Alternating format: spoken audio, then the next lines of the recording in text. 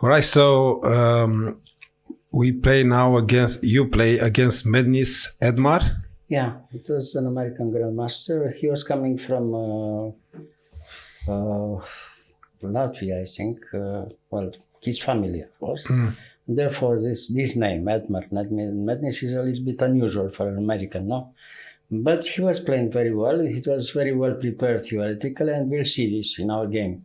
He was playing much better than many other grandmasters that used to play this with white against me in some other games, you know. Larsen, Anderson, and so on, you know. He was playing better. He was the only one who found the best way to play for white, like Petrosian, you know. I played against Petrosian also, this line for black. The line is okay. He found on the board, or maybe he was prepared? He was prepared. No. Oh, he was prepared. Very well prepared, of course. He was one of the best prepared American grandmasters in that time, you know, theoretically. You know. He was preparing by himself, or had probably by himself and with a small team like everybody else, you know.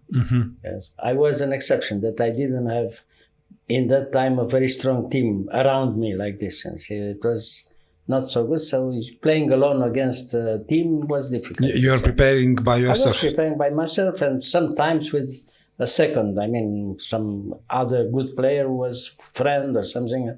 We could prepare together. But it wasn't. Well, in that time, it was Stoica, an international master that came with me by, you know, in some important tournaments in Riga, and before Riga, another interzonal tournament in Manila. And okay. We had a very good relationship, we were very good friends and so on. We played in the Olympic team together and so on. But, okay, he was a good player, but it was not a very, very strong grandmaster like all the Russians, for instance, you know. Yeah. So it was still a difference. Yes. But okay, coming back to our game, this is the line. Instead of Queen A5 check, which is a little bit provocative like this, Black can take in d4, and immediately afterwards we have a normal position from Maroczy line for white, which is always a little bit better for white in the opening, you see. So Queen A5 check tries to complicate immediately the position. Instead of Knight C3, if he played Bishop D2, the game is immediately even, you see, immediately after a few moves in the opening. For instance, instead of Knight C3, Bishop D2, Queen B6, and after Queen B6, because Black is attacking twice in B2 and in D4, you are forced to play Bishop C3, is the only good move. And after Bishop C3, taking in D4 is already very good for Black, you see, because he's forced to trade two pieces. He has to take with the Bishop in D4, now we take back with the Bishop. Now we have to take with only with the Queen, because otherwise you lose the pawn in B2 and you are lost. So after taking in D4, Black is taking in D4, Knight takes D4, Knight C6, immediate very good game for Black, you see. I played this with Larsen, Anderson, and many other strong grandmasters, no problem at all for Black. I won a few games and all the rest draw without any problem, you see. So the line is very good for Black, if you can play like this, you see. Well, Knight C3 is more complicated and good also, you know. So Knight C3, after Knight C3, Knight C6. Now the best move is D5, of course. And after Knight D5, everything is more or less forced for both. You have to know. So Knight D4 is all right. Now Bishop D2, the best move. And now the best way to play here is to take immediately in D4, like I played in our game, I think, no? I took in this, or I played D6, I took immediately, no? Yes. Yeah. This is the best line. If you play some other move, like D6, for instance, it's already a little bit better for white. Very complicated, but very good for white. He can take first in D4, you take with the pawn, and after Knight B5 is very, very complicated, but very good for white, you see? So, of course, everybody knew I took in F3, Queen takes F3, D6. Well, again, it seems that white is a little bit better because he has a little bit more space, you see. Yeah. Bishop D3, so Knight F6, castle. And now Queen E2, what did I play? E6, yes, E6. And after H3, the best move here is to go back with the Queen. The Queen in A5 is doing nothing in A5 for the moment, you know, so you have to put that Queen back in D8 the reason that you go back with the queen is to have the queen immediately in a good place for the next moves, the next part of the game. And first of all, it's very important that we could trade one piece, one knight. Because white had an extra piece to attack you if he had a knight on the board, you see. Mm-hmm. So the knight d4 was a very good idea, and taking in f3 again, also very good. So we can say the game is very, very unclear, but more or less even, right? In this moment. After queen d8. So f4 shows that he wants to play and he wants to try to attack you see, with f4. Yeah. It's very sharp, you see. And after a shot, you have to react very quickly. It's good to take in d5. Of course, you can take only with the c pawn, because first of all, if white took with e pawn, after knight h5, with the idea knight g3, king h2, for instance, f5, again, black has no problems at all. The game is okay for black. See? Okay, so he took with the pawn in d5, and now a6. Okay, so the idea is clear. White has to try to attack in center and on the king side. Black has to try to have some counterplay on the queen side. King h2 was a little bit too optimistic in my opinion. It was better to play immediately a4. To block not this to idea. allow b5 immediately, because after b5 is unclear. Even if it's good, trying to attack on the other side. It's not good because you allow black to have much activity on the other side. You see, after a4 was difficult for black to try to find the best way, like in our game. Now it's more or less clear. You see, b5, and the game is very sharp, both sides, you see, for white and for black. So it's a problem who is coming first, you see. Rook e1, c4. Now, okay, bishop c2, and now black moves very quickly, you see, b4. So knight d1, and now again, very good move, a5. Now it's clear, you can't take the pawn in c4, because after bishop a6, black is winning. So yes. At least he means the exchange. So, okay, you can't allow this. You have to move something else, knight e3. So b3, again, very good.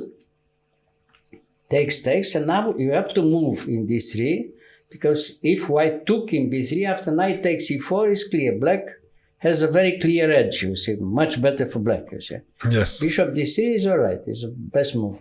So knight d7, right in time, you control the pawn from e5. He can't move e5 immediately because it's controlled 3 times, the square. Yes.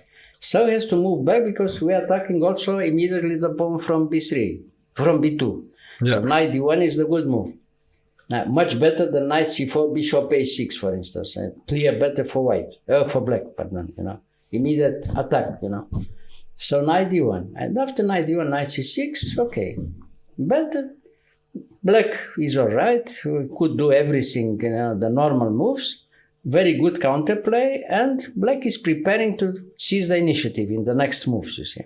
Like in any Benoni, like this, or any position from King's Indian. So bishop c4, and after bishop c4,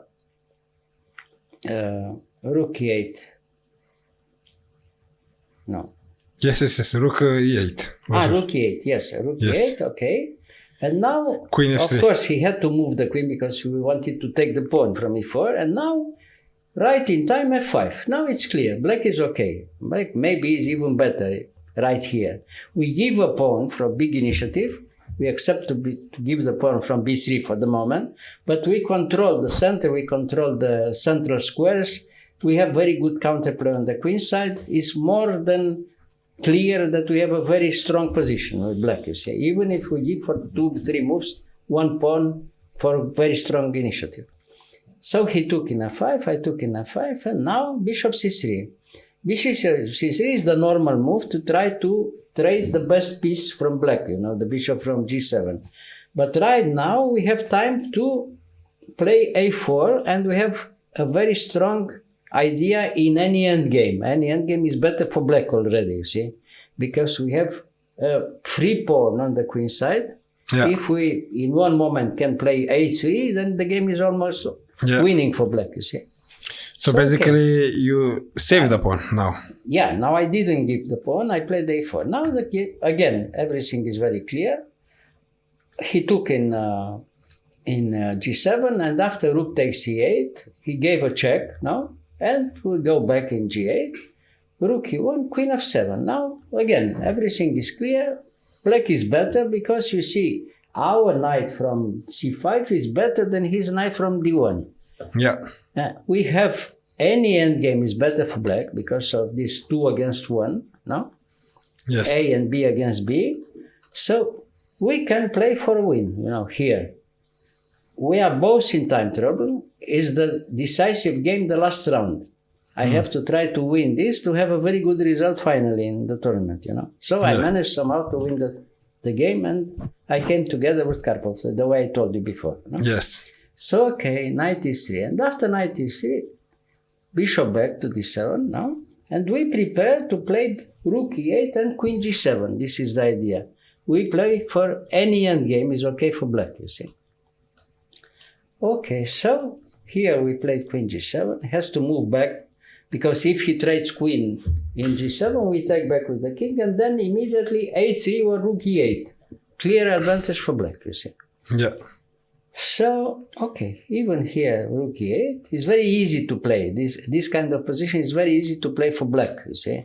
Yeah. The idea is very clear. And everything is possible because of the fixed position on the queen side with a4, b3, and the fantastic position from our knight from c5. The knight is so strong on c5. No? He is in complete defensive here, white, He has to defend the position. And it's very difficult. Rook e4. Okay, knight e3 back, and now queen d4. Okay, now after queen d4, he's forced to accept the endgame. He has to take in d4 because otherwise he loses a piece. So he took in d4, I took in d4, and now he played back with the king to allow him to come quickly with the king somewhere. For instance, after rook d2, if he didn't have the king in g1, position was completely lost for white because he was threatened to lose a pawn in one move, you see. Okay, so after king g1, bishop f5, again, we want an endgame, a very good endgame. So g3, rook d2. So from now on, 2-3 moves I could play better, but we were in such a time trouble, but I could play, for instance, even here, much better, bishop takes h3. We win a pawn for nothing. And we have completely winning endgame, you see, instead of rook d2. Yeah. Yeah. Well, we win pawn for nothing, you see. Yeah. So I wanted more. I had an idea that black is much, much better than a pawn was not enough. So I played rook d2. He played rook f2. And now instead of knight f4, again we could win a pawn. I could take, for instance, in f2. In f2, and then take the pawn in c3. Pawn for nothing again. Okay, so after knight e4, you cannot trap the bishop here. No, because you can always play h5, for instance, and no problem. You say. Yes, true. Yeah. Okay, so now you have to win the endgame. The endgame is winning, but by a small margin like this. It's not clear. Move by move, we'll see in the game, you see. From now on, he defended very well, and with a little bit of luck or lack of technique from black, he could save the game, But okay, it didn't happen because I played also very well the next moves, you see. So now we see what happens in the next moves, if it is winning by force or not, you see. Black is winning a piece. In such a position, always. He's winning a piece for 2 pawns. But if it's completely winning or not, we have to prove it, So a3, everything is now forced. He has to take in a3, b2, bishop a2, the only move. And now I queen immediately. Maybe it was even better to prepare and play in big time trouble king f7 first, to be with the king in that, on the second rank. But okay, I played b1, and from now on it's forced. So he took, knight c4, bishop takes d5, knight takes d6, knight a3. Now he comes immediately, king e3, trying to save the game, If he can trade many pieces here, a few pawns, the game is draw. You can't win. Yeah. But now it's you have to demonstrate how you can win. Knight c4 check, a good game. Bishop, king d4, pardon, I took in d6 and he took in d5. And we have this endgame. If you look at this, it seems that white is almost saving the game. You know? Yes. So it's very difficult to win such a position, but he's winning. You know, the position is won. But you have to show it. How? Yeah. You see? He just need to exchange 2 pawns. Yeah, if you are, if it's not clear enough, the game is draw, you know. Move by move. So how can you win? You have to win a decisive tempo in any position. And from now on, everything again is forced. King g7, king g7. Now what can you play? g5. This is the winning move, g5. Now, if he takes in g5, the game is forced winning for black, you know, in any position, yes. I mean, you have to take, no? You have to take. No, he or didn't play took. f5. Okay, he better have to play f5.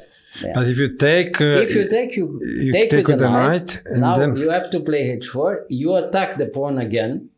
Knight f3. And then you have to move h5. After h5, you have such a position where both pawns can be attacked. Black wins in any position, one tempo, and it's completely winning. It's enough. Okay. You know? Yes. Yeah. So okay, f5 is the best move. Okay. Now, this is completely winning. So the knight will stay here or will come here? Now, here, for instance, in this position, you can win, you know, how you want it. You know, with h6, we won the game. With knight e5, g5, knight f3 again is winning for black. You know, any position is winning. It's enough not to trade the last pawn. If he can't trade the last pawn, it's winning in any position. You see. Yeah. So, okay, he tried to complicate again, and he played the best move, of course, f5. Now, what can you do? How you win? Knight h6, you give the move. You see? He has to move, f6 check, the only move. Now, knight g6, Zugzwang again. How? King e6, no? The only move. Knight f7, and now what? King d7, no? Yeah. And now knight e5. King e6, and now the winning move again, knight c6. He can't push because f7, knight d8 check wins immediately. Yes. So he has to attack his Zugzwang. Now he has to move the king. Only king d6. And now you transpose in another endgame. You give the knight, but you win the king endgame. Because the black king is much too near. And that wins by force. And now we take in f6. He took there, king e5, king d7. Or you see, there, h6, resign. Yes, he resigned, yeah. Because we are faster. Yeah. But it's forced. The endgame is forced. But it's difficult to see. If you don't know very well the endgame, you can think that maybe you escape the win and you have to be content with draw. But it's not draw. Black is winning. But it's move by move, you know, very precise until the end, you see. But of course, black would win in a few moves before. Bishop takes h3 immediately. Two, three other possibilities, you know. But it was such a bad side note that I didn't know exactly how many moves we made. And therefore, we had some two slight mistakes, you know. But anyway, the game was interesting until the end. You save it. Very big fight, and it was until the end very, very sharp line, you see. Interesting. Yeah. Okay. But interesting. Okay. Yes. Thank you, Mr. Gheorghiu. You're welcome. Very instructive game.